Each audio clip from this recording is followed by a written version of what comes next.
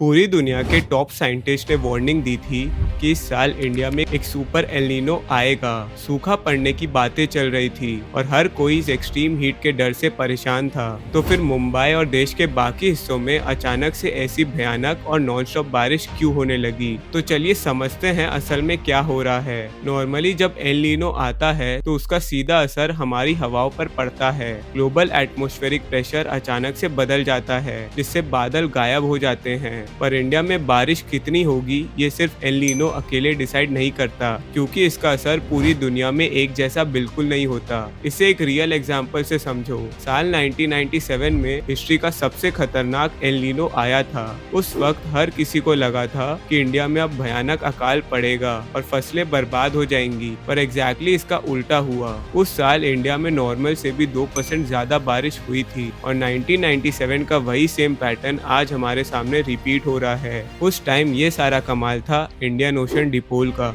आसान भाषा में समझे तो ये इंडियन ओशन के पानी के टेम्परेचर में होने वाला एक बदलाव है। जब ये पॉजिटिव फेज में होता है तो समुंदर का वेस्टर्न हिस्सा ज्यादा गर्म हो जाता है। इससे काफी ज्यादा बादल बनते हैं और हवा उन्हें सीधा इंडिया की तरफ ले आती है। मतलब एल नीनो के असर को ये काफी हद तक बैलेंस कर देता है। और आज के टाइम में जो इतनी बारिश हो रही है इसका भी सेम कारण यही है। बट इस टाइम ये अरेबियन सी के ऊपर चल रहा है। वहाँ अचानक से एक मैसिव लो प्रेशर एरिया बन गया है, जिससे समुंदर का सारा मॉइस्चर एक जायंट मैग्नेट की तरह खींचकर सीधा हमारे वेस्टर्न कोस्ट पर आ गया है। इसी वजह से मुंबई में लगातार हैवी रेन हो रही है। साथ ही अरेबियन सी की तरफ से आने वाली मॉनसून की हवाएं, जिन्हें साइंस में साउथ वेस्ट विंड्स कहते हैं, वो अपने साथ ढेर सारा पानी लेकर आई हैं।